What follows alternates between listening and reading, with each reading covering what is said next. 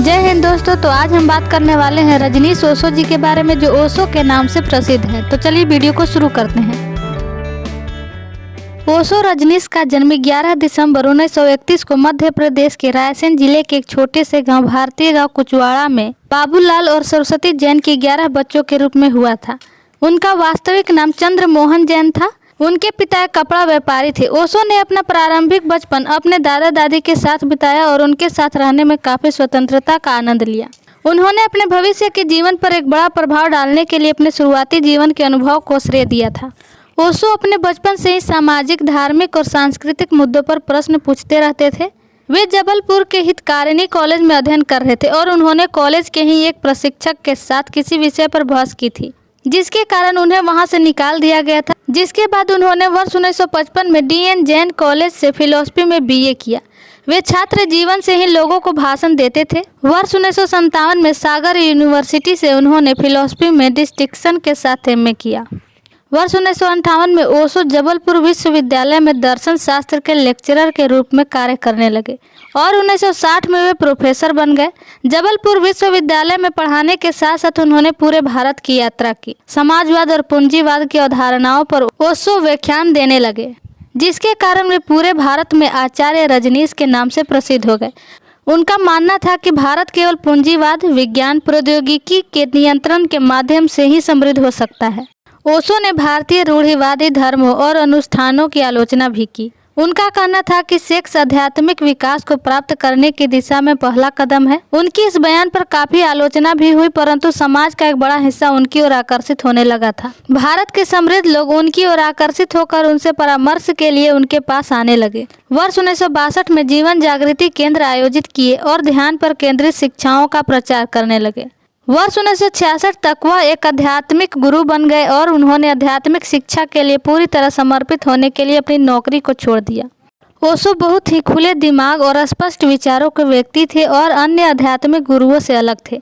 वर्ष 1968 में उन्होंने एक सेक्स पर आधारित व्याख्यान श्रृंखला का आयोजन किया था, जिसे बाद में from sex to superconsciousness के रूप में प्रकाशित किया गया, जिसके कारण ओशो को भारत के नेताओं द्वारा और भारतीय प्रेस द्वारा सेक्स गुरु कहा जाने लगा। वर्ष 1970 में ओशो ने एक गतिशील ध्यान विधि लोगों के समक्ष प्रस्तुत की। ओशो के अनुसार यह विधि से ध्यान करके व्यक्ति दिव्यता का अनुभव प्राप्त कर सकता है। इसी वर्ष ओशो अपने शिष्यों के साथ मुंबई गए। वर्ष 1971 में ओशो को भगवान श्री रजनीश के नाम से पहचाना जाने लगा। ओशो के अनुसार ध्यान केवल एक अभ्यास नहीं है, बल्कि जागरूकता की वह स्थिति है जिसे हर पल बनाए रखना आवश्यक है। ओशो ने 100 तरीकों से ध्यान लगाने के तरीके इजाद किए थे।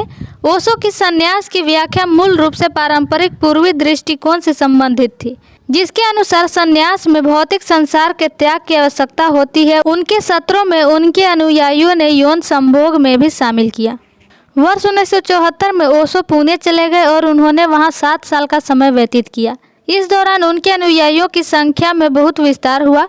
वह हर दिन सुबह 90 मिनट का भाषण योग, जैन तंत्र और सूफीवाद आदि विषयों पर देते थे। वह अंग्रेजी और हिंदी दोनों भाषाओं में अपना भाषण देते थे।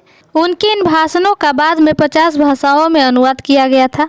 ओशो को समाज के रूढ़िवादी गुट अनैतिक और विवादास्पद माना जाता रहा। उन्हें उस समय स्थानीय सरकार द्वारा कई परेशानियों का सामना करना पड़ा, जिसके कारण आश्रम को बनाए रखना मुश्किल हो रहा था और उन्होंने उसे स्थानांतरित करने का फैसला लिया, जिसके बाद वह अपने 2000 शिष्यों के साथ अमेरिका चले गए। वर्ष 1981 में सेंट्रल ओरेगोन में 100 स्क्वायर मीटर का खेत लिया और उसे रजनीशपुरम नामक शहर बनाने की वकायत की। रजनीशपुरम अमेरिका में शुरू होने वाला सबसे बड़ा आध्यात्मिक समुदाय बन गया। लाखों की संख्या में उनके अनुयायी प्रति वर्ष आश्रम में आते थे।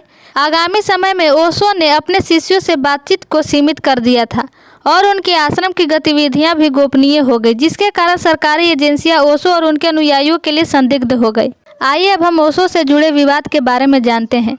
वर्ष 1980 के मध्य में आश्रम और स्थानीय सरकारी समुदाय के बीच संबंध तनावपूर्ण हो गए और यह पता चला कि आश्रम के सदस्य वायर टैपिंग से मतदाता धोखाधड़ी और आग लगाने से लेकर हत्या के लिए विभिन्न गंभीर अपराधों में शामिल थे।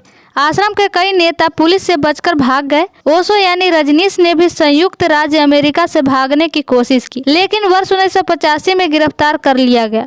ओशो पर जुर्माना लगाया गया कि संयुक्त राज्य अमेरिका छोड़ने पर सहमति व्यक्त कराई गई। अगले कई महीनों में उन्होंने नेपाल, आयरलैंड, उरुग्वे और जमैका समेत दुनिया भर के कई देशों की यात्रा की, लेकिन उन्हें लंबे समय तक किसी भी देश में रहने की अनुमति नहीं थी। ओशो को गतिशील मध्यस्थता की तकनीक पेश करने का श्रेय दिया जाता है, जो असहनीय आंदोलन की अवधि के साथ शुरू होता है और कैथारिस की ओर जाता है और उनके बाद मौन की स्थिरता की अवधि होती है। यह तकनीक पूरी दुनिया से अपने शिष्यों के बीच बहुत लोकप्रिय हो गई। ओशो और उनके अनुयायियों ने वास्को काउंटी, ओरेगोन में एक समुदाय बनाया, जिसे 1980 के दशक में रजनीशपुरम कहा जाता था। अपने शिष्यों के साथ काम करते हुए ओशो ने आर्थिक रूप से अस्थिर भूमि के विशाल एकड़ को एक संपन्न समुदाय में परिवर्तित कर दिया, जिसमें सामान्य शहरी आधारभूत संरचना जैसे अग्नि विभाग, पुलिस, रेस्टोरेंट, मॉल और टाउन हाउस शामिल थे।